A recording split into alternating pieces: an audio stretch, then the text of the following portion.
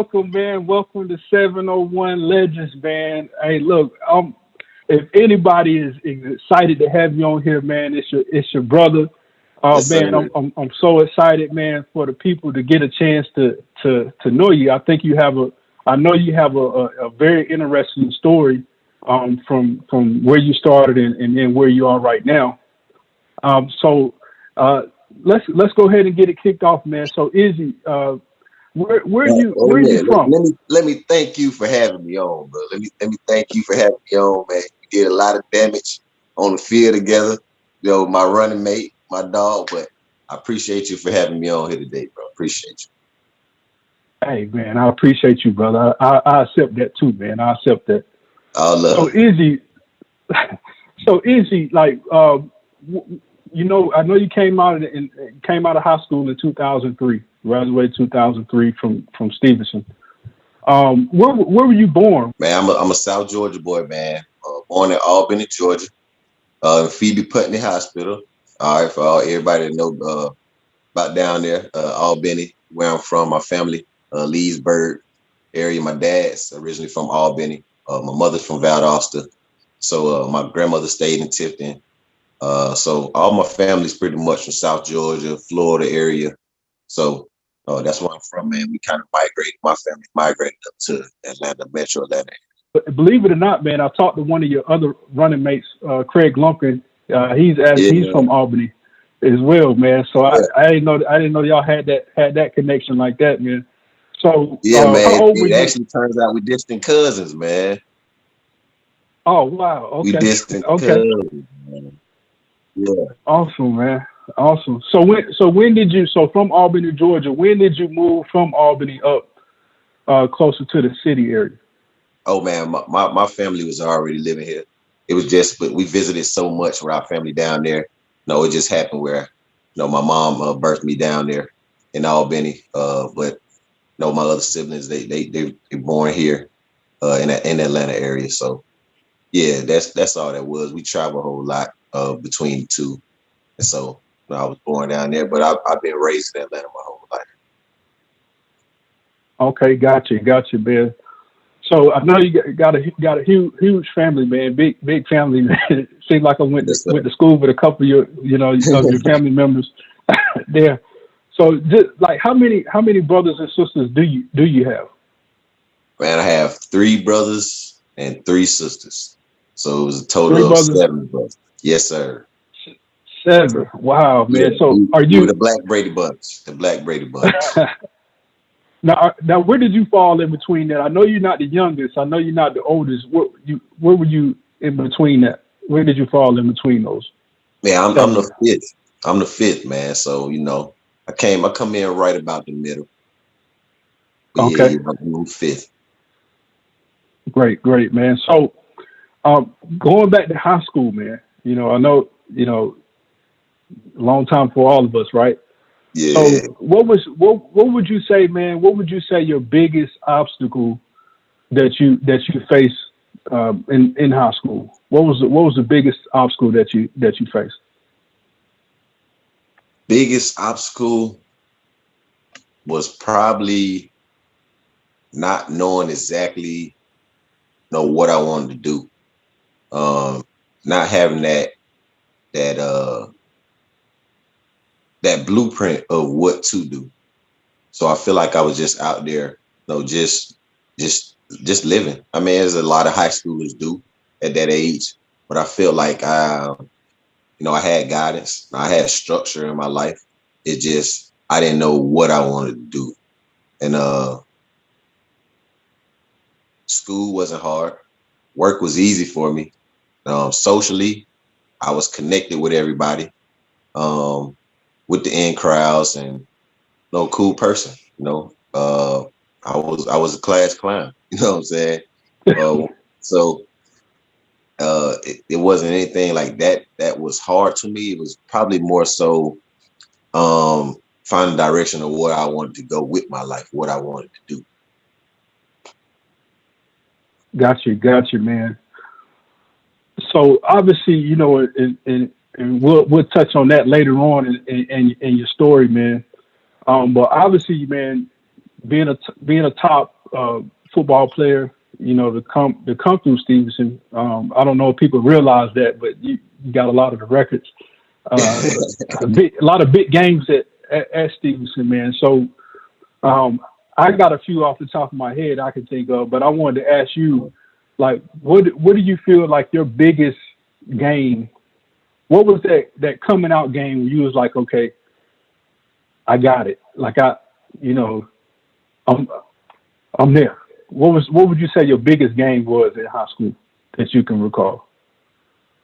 Man, I would probably say first game of my senior year, our senior year, against Chattahoochee. Where I believe we were ranked pretty high in the state, either number 1 or number 2 in the state. Chattahoochee, I think they were like number 5. And coming into New Year, we already excited. We have a great team. We were itching to play. I remember we was warming up on the little soccer field down at Memorial, now called Halford, and we was in the dark warming up and practicing, and we were getting ready to play the game, and everybody's amped up, man. I remember that specifically, and then getting onto the field. I just remember being on the field and lining up at kickoff return, and shoot, man, return the first touch of the year, the first kickoff of the year, took it to the house, and man, just to see the crowd and all the thousands of people that was there, just to see them going crazy, running up and down the sideline with me, jumping in the stands to see my teammates and the whole community just happy. You know what I'm saying? That game, I got MVP. I think I had 3 touchdowns. My first 3 touches, I had touchdowns. I also had an interception. But yeah, man, that was probably my biggest game, because I feel like I jumped in the season with a splash, and I had put in, so many hours of work, just like yourself and all the rest of our teammates, man. Like I said, I always say iron sharpens iron. So that all that I did was just a manifestation of having to compete and go against my teammates every day. Try to make the most of my touches, because I know once the ball was coming your way, it was probably gonna be a touchdown. So I had to get mine. That's what it was, man. I had to get mine. So put in the work, and shoot, when I got my opportunities, I made the most of it. So I feel like the first game of our senior year was probably my most memorable game. I knew this year was gonna be the year. My coming out party. I remember that game, man. I remember that game. Yeah. I said, man, is the offense, are we going to ever get the ball? You know what I mean? But that year was special, yeah. Man. It seemed like every time you touched the ball, you was putting it in the end zone, man. You was putting it in the end zone. And everybody already knew what you could do, mm-hmm. And we were just so happy to see that game just bust out for you like that, man. It was awesome, man. Me and my dad still talk about that to this day, man. That was a great way to kick the season off. And I was talking on our previous, talked to Craig about it. Okay. That was a special season, and that was a special season that year, man. Okay. We went undefeated that year in regular season. People don't really get that. First undefeated season in school history. First one in school history, man. First one in school history, brother. It's great to be a part of that, man. Great to be a part of that. So when did you, I mean, obviously athletic ability off the charts, when did you know, like, when did you start playing sports? When did you get into it? What was the first sport you got started with? Man, like every young black kid, I mean, you start playing in the streets, or you start playing in the hoods, you know what I'm saying? So I started playing when I was about 6 years old, man, in the hoods, just running around with the old heads. With my older brothers, just cats in the neighborhoods, in the apartments that we lived in. That's where I got started. And then also going to South Georgia, we playing in the street, playing sideline, bus, throw them up, bust them up. Throw them up, bust them up. We playing baseball, we playing handball, we playing kickball. play everything in the streets. But I didn't start playing organized sports until I was about 8 or 9, and I played at Wade Walker Park in Stone Mountain. Matter of fact, man, I got a picture. When I started playing, this was the first time, man. Check him out. I see you. I see you right there, man. I see you with the smile, man. I could tell you was enjoying that. You was enjoying yourself right there, man. Hey, man, we started out that season, man. We were uh 0-2-2. Lost the first 2 games. I remember Glenwood being one of those teams that beat us, man. They roughed us up pretty bad. I cried that game, took my pass off, and I learned a valuable lesson that day from one of our old coaches, Coach Ferguson. Matter of fact, Lewis Ferguson came back to be a running back coach. He was my park ball coach at the time, and he was like, "You gonna let these boys see you cry?" He was like, "If you take your pass off, you might as well just keep them off for the rest of the season."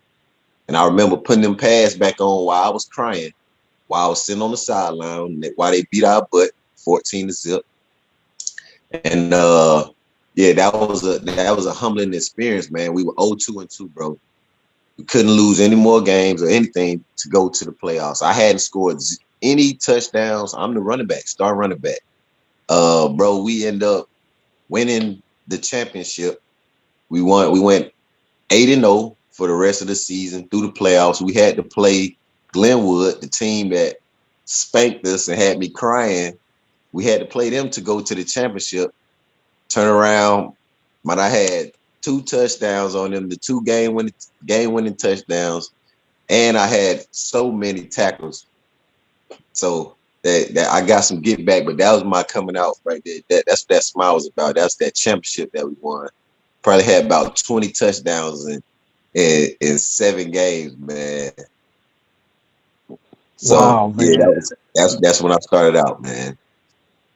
Man, that's powerful right there, brother. So also, man, I know you. We'll get into that later on in your story, man. I know you're real heavily involved in the community. I know that's a passion of yours. You have a big heart for that. Um, I want to ask you this, man. Can you tell the kids something that you did maybe in high school? What's some things that you did to develop that skill, man, outside of practice, outside of that stuff, to get to that point where you gotta end up going playing D1 football? Some things I did, aside from being self-motivated, having a support system of my parents, the community, people looking out for me. Man, I just had that drive. Like I said, iron sharpens iron, and I had no siblings that I was looking out for too. Uh, I wanted to kind of be a role model and set a trend for success for our family. And I wanted to be a blueprint for that through my actions. So a lot of times, me and my brother Carl, we'd go outside and we'll work. We had this huge hill in our neighborhood, and we just used to take off up that hill and run the hill and get in shape. We push-ups, squats, everything that we can do to get better.